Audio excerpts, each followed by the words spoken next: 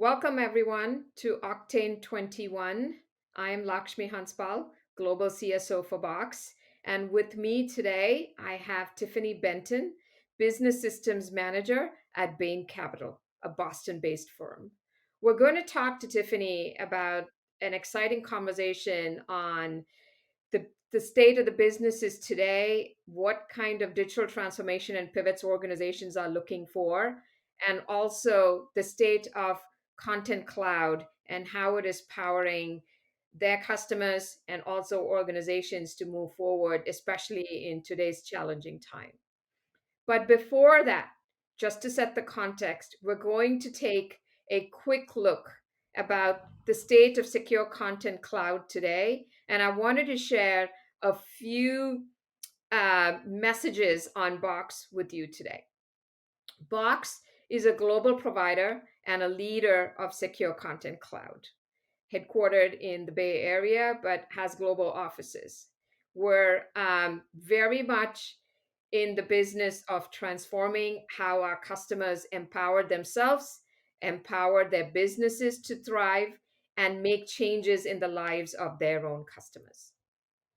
With that in mind, here's a bit of a layout of our 100,000, a few of our 100,000 plus customers, a majority of the Fortune 500 that utilize Box, have Box in their environment, and are using it for some major transformations, whether it is with vaccine trials, which are recent and top of mind for many companies, to financial transformations, to payment transformations, to onboarding their customers in certain financial firms, to insurance claims, and so on. Right. So when we think about secure content cloud, content is the data that drives businesses, and it's very important that content works for every single business that you see here.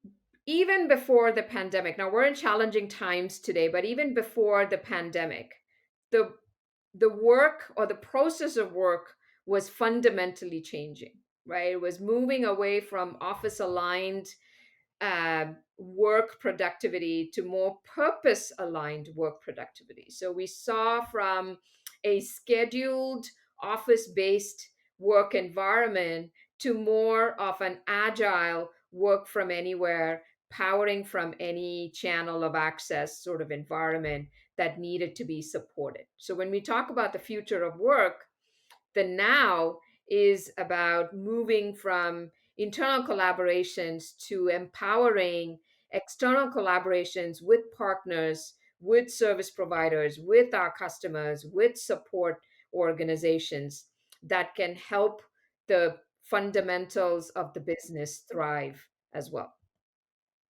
Future of work also included digital automated workflows, which pivoted from manual processes. One needed apps that were simple, intuitive, easy to adopt, easy to use, from legacy complex software that needed quite a bit of training. And most importantly, it meant that how can we empower all of this for the future of work? And the future of work is actually now, it's already there, it's no longer the future. How can we empower this securely? We're going to talk about frictionless security and compliance, but it's important that content is protected, but it can be empowered to work for the organization to deliver results as well. So, with that in mind, today's businesses need frictionless security and compliance. But what does that mean? What does that look like? What do outcomes look like for that? So, the first is that the controls around the content that protect the content are built in, not bolted on. And that means that they are precise. They are guardrails that don't get in the way of productivity of users. Security and compliance are automatically applied. You could think about classification of content working behind the scenes to protect data. You can think about um, policies, corporate policies being applied on content that help to keep it under regulatory and legal obligations. So being unobtrusive is important. And the third is that to do it in a way that users, custodians, owners, reviewers, approvers, any role that you play for that content, you are empowered to proactively secure the content, but also empowered to use that content to deliver transformation in your field. So today's businesses, when we think about multi-channels, users with their devices of choice, looking at applications that empowering content. So if you think about that life cycle there, we have to think about strong authentication, device trust, trusted and untrusted devices. How do you differentiate access from those two different domains? Enterprise grade scaling, enterprise grade security. This includes encryption, key management, data leak protection and prevention, threat detection. And this is all applied in the content lifecycle as well. So from creation to sharing to updates to modifies to delete and purge, the controls follow the content rather than being systemic in nature. And of course, we have a number of policies that apply in region. So, in region data jurisdiction for in region storage. And so, those policies being met as well. Frictionless security and compliance with box checks the box across all of this, but in a way that across users' devices, their applications of choice and the content that is empowering their transformation, they can focus on what they do best, which is on the business side, while letting the the platforms such as Box take on the responsibilities on security and compliance and data protection. Now, when we think about any platform, I think sustained operations on the platform is important. And one of the ways to sustain operations is automation. And automation has always been our best friend. And in today's world, it's a new best friend for any operational leader that is thinking about how do I sustain operational excellence within an environment, right? And one of the ways to do that is through workflow. So when we think about why should content be waiting on human action? Why can't it power itself? Why can't it be agnostic about what it needs to do, data aware, and power itself through a process? That is what workflows do, right? They take the content. So if you think about a claims process with the claims input, whether it's a photo, an auto claim, or a house claim, or life insurance claim, whatever that may be, the evidence collection, capturing evidence collection, to reviewing the evidence, to coming to a decision on approved or disapproval, to connecting it end to end to payouts. This end to end process can be automated, right? And in a way, it is not waiting on human intervention, it is not waiting on human action, but it's saying that I know who I am as a content, I know how to power myself, and let me create a sustained process. So we think that the collaboration and workflow is a very powerful tool in that way. And so when we standardize processes across the organization with self-service, and these are all no code workflows, they are more building blocks of how you would build it. These are some examples where you can think about budget reviews and contractor onboarding and headcount. Actually, within Box we use some of this for our headcount requisitions, M&A deal room, as well change order processing. I mean, these are all uh, business workflows that are prevalent in many organizations that can be sustained through automation workflow. Now, no organization today can exist in a bubble. Every organization needs to have their best of breed integrations, and Box has 1,400 plus of such integrations, a few of them in different spaces here. When you think about mobile security, DLP, e-discovery, and secrets management, and identity and authentication, you can see Okta as a partner in the identity authentication space there.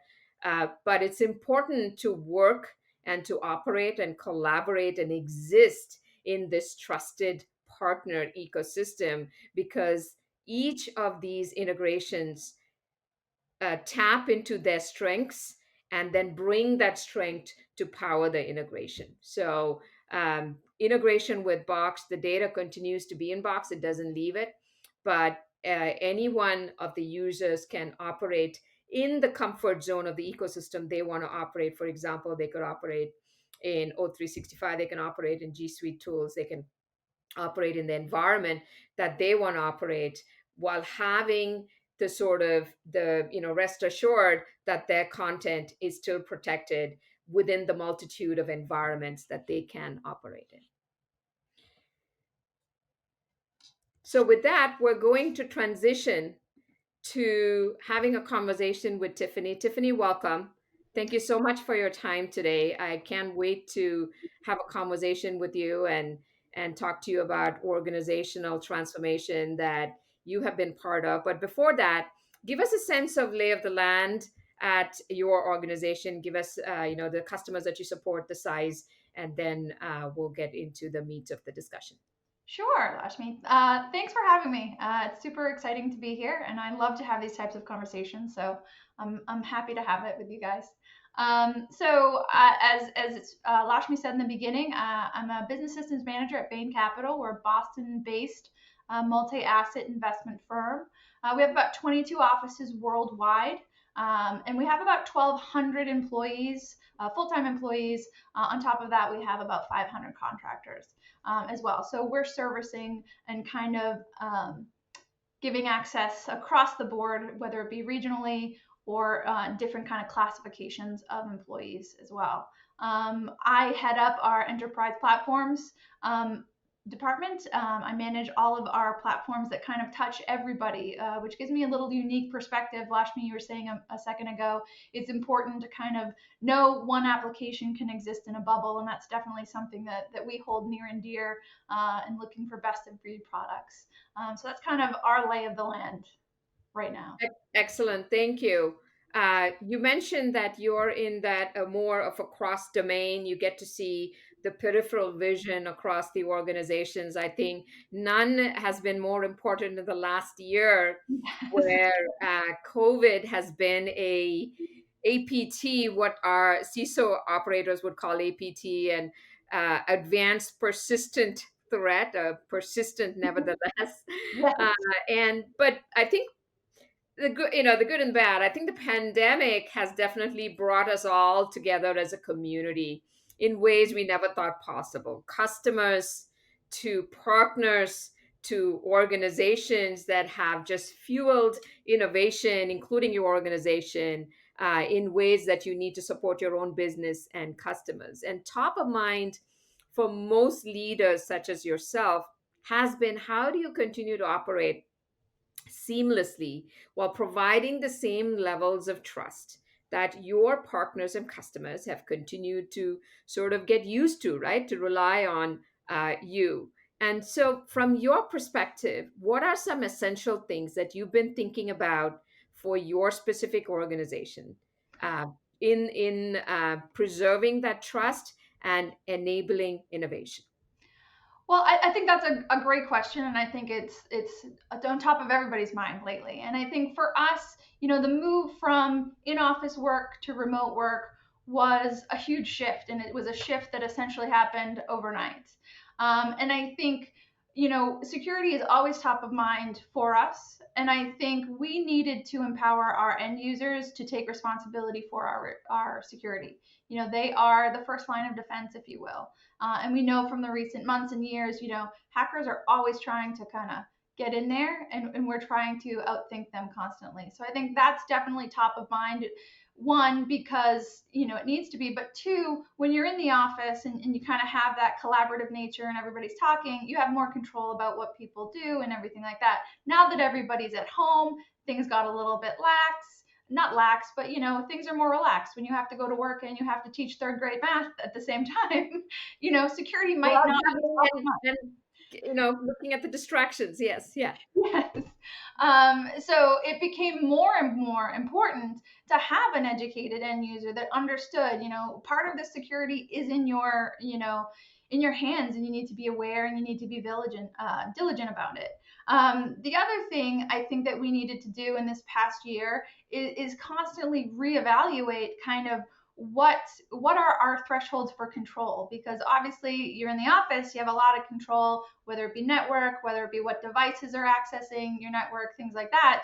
And when we all went up to home, that the number of devices and kind of where people were accessing just grew, and we had to change our posture to accommodate that. One, we didn't have a choice because we were in the middle of a pandemic, but two, we wanted to ensure that our end users were still able to work. They were still able to be as productive as they were in the office. So we had to get, we were well postured to do that. Box being one of our partners, you guys were ready to go. We're cloud first on that front, which made it a little bit easier. But the second part of that kind of hurdle is the change management around that. It kind of forced that behavior change on end users, and they had to, we had to walk them through kind of, we have these best of breed technologies that can really accommodate you working at home. You have to change the way you work a little bit, but we can totally kind of help you do that. So that change management and that end user behavior and that change of culture was a big kind of push for us. So I think those are, if I'm thinking of the top of mind things over the last excuse me, not 3 months, over the last year, and kind of going into the future, it's about empowering that end user to think about security. It's about empowering that end user to understand the technology stack that we have and how it can be so powerful to them, and they can use it to really empower their work at home. Right. And some of these changes may be here to stay, right, Tiffany, when Right. you think about whether it's a hybrid environment of reentry or how, and I know many organizations, including yourself, are thinking about it. I know Box is thinking about what our reentry and model would look like.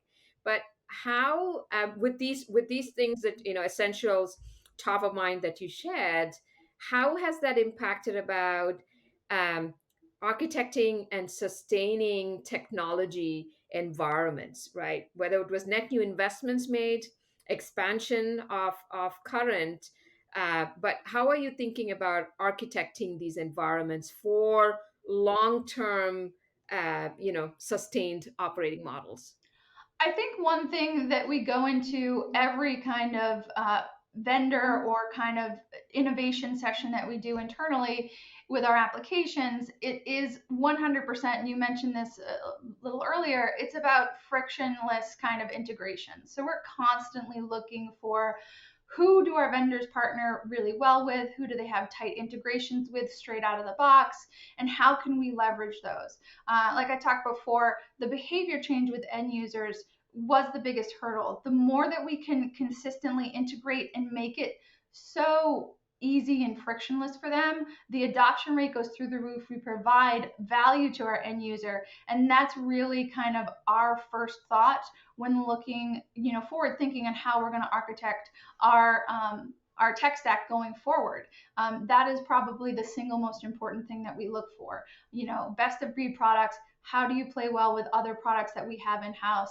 And then how can we really push outside of the boundaries there, or think of, what is possible with these integrations, and how can we customize them, or how can we push our vendors to have a tighter integration with one another. And I think it's important as not only a technologist, but I think it's important as a customer of a lot of these SaaS applications, that we are having those conversations, because I know, especially with Box, I have a lot of conversations about your roadmap, and listening to kind of what our use cases are and how you guys can, accommodate that, or where you can kind of leverage that, or improve the product. And I think that's really, really important, are those partnerships, and constantly thinking about innovation and integration. Excellent. So, I mean, end user, you mentioned education was important, integration within your trusted ecosystem, so partner integration. But the change and culture of the organization are linked.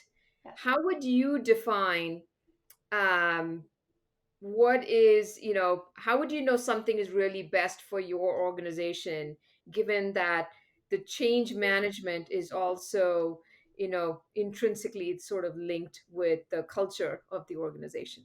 Yeah, I mean, that's a really tough one, and I think for us, we kind of always have these three phases of end users. It's the people who really like the way that it was done 20 years ago. We have the people who are like, oh, it's really good the way that it is now. And then we have a group of users who are like, this is the next best thing, we need to get on that. From a technology perspective, it's not great to have like three different flavors of everything. We don't like to do that. So the behavior change is really, really important.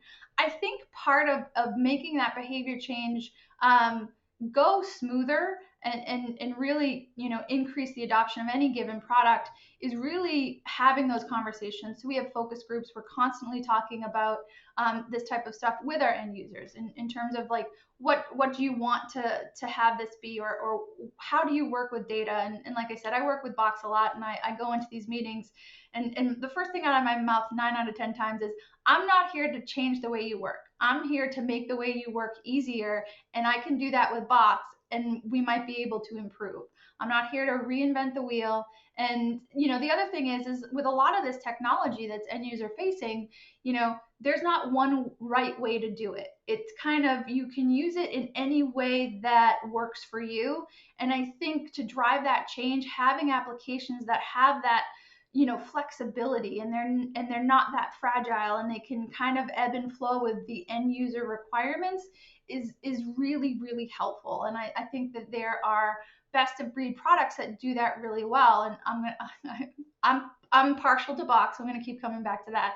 But it's great that in Box, you can use Box Drive, and you can access via the network path, which works for those people who like the way that it was done 20 years ago. You can access the UI and completely integrate there and use it there with the Office 365 integration, and those are great. That's great for the people who kind of like the technology and are in the next wave of what's the next thing coming.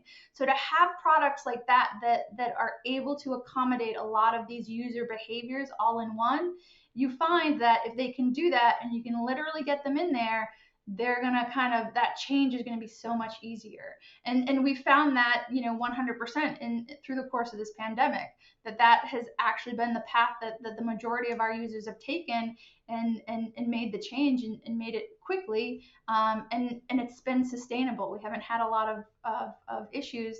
And I think that's the other thing, like, change is great, you can get people to do that thing, but you need them to keep doing it over and over and over again. Right, So right. that, Love it. Love it. So, Tiffany, I think if you ask Baskin Robbins, they will say 31 flavors is too less.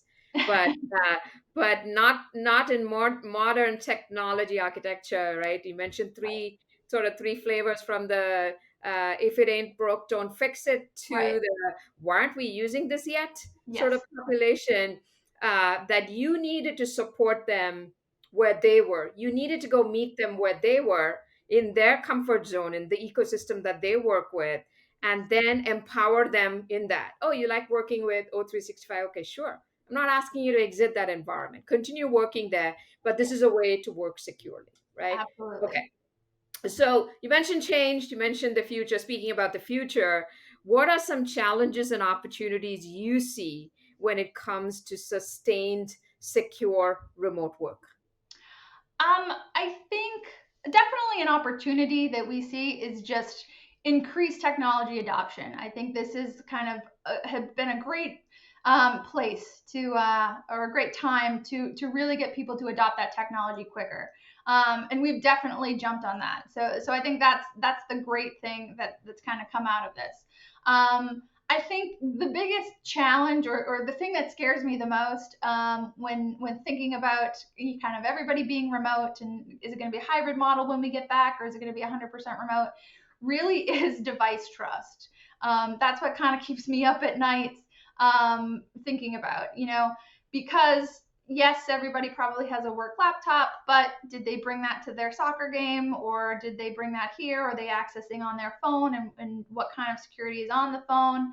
Above and beyond that, when they're having a confidential conversation about a deal, is Alexa listening and, recording that as well? So that device trust, and kind of the Internet of Things that are now in every office. I mean, they're Mhm. in everybody's Having it office at at this home. point. Yeah. Yeah. Is kind of, it keeps me up at night, and you have to think about how do you just secure that that environment? Can you secure that environment? So I think when we went to remote work, we kind of lost a lot of control, but we got a lot of good kind of benefits from that. So definitely thinking through that, thinking more broadly about what device trust means and how we can accommodate more devices and kind of make that frictionless kind of accessibility happen for our end users. But there does have to be a point where you got to draw the line and say, this is where it stops. We need to protect our data, we need to protect everything. And you have multi-layered security on top of that that does a really good job. But I think there is a proverbial line in the sand somewhere. Where that is right now, I don't know, but that's the one challenge that I see has come out of this. And then I think the other thing, the other opportunity I think that has come out of kind of the pandemic and happened is really around the ability to build kind of a better and more diverse workforce. I think remote work lends itself to opening that talent pool and getting people in that maybe you wouldn't have considered before. And I find that kind of aspect of things and that opportunity that I think a lot of companies have really exciting. I think it's not only exciting for companies, I think it's exciting for individuals. We're on the East Coast. I could get some great developer who's on the West Coast to come work for us now, and that would just be amazing. So I think that's also really, really exciting opportunity. Excellent. So, device trust, top of mind. So, double click for that for our audience. This is about trusted or managed or unmanaged devices or trusted and untrusted devices. But because you need to empower your customers and your users with the device of choice, let's call it that way, right? BYOD or bring your own device, but you want to still be compliant, not just compliant, but the friction, the security and compliance that we spoke about. This is about differentiated policies or differentiated access. Like if you come from an untrusted device, you may be able to view but not print, you may be Exactly. able to view but not download, Yep. whereas a managed or a trusted device may give you more access to that same content. So enabling your users where you came from. You also talked about talent. Now opportunity is universal. Sorry, talent is universal, opportunity is not. And I think what you were talking about is the ability for Bain to tap into the best talent possible. So almost like democratizing the opportunity for Yep. talent that is Yep. there. So Absolutely. excellent. So as we, when what would so you talk this is if this is the future and this is the vision of the future, what would you look for from your trusted technology partners for this year and beyond to meet these challenges that you're facing or the opportunities that you want to empower? I think in terms of the partnership that we're looking for, as I mentioned before, integration, integration, integration. So we're looking for best of breed products that easily integrate out of the box with one another, have open APIs, all of that stuff. Is really top of mind for us. It's something that we all always look for.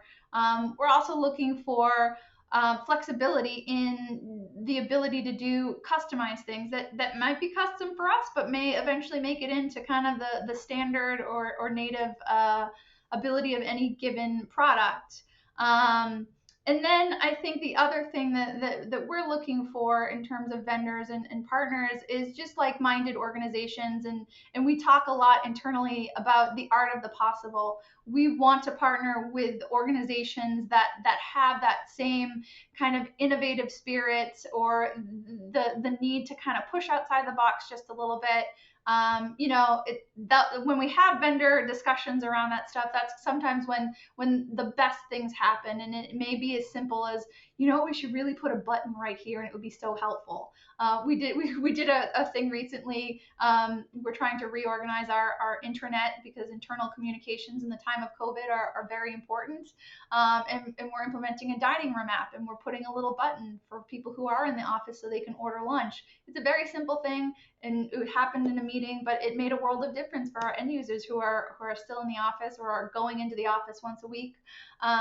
So it's just really thinking outside the box. I never thought at Bain Capital I would be working with dining room services and creating a dining app like Uber Eats for the office. But nonetheless, it was a necessity, and we made it work. And we had partners who were willing to kind of think outside the box to help us do that.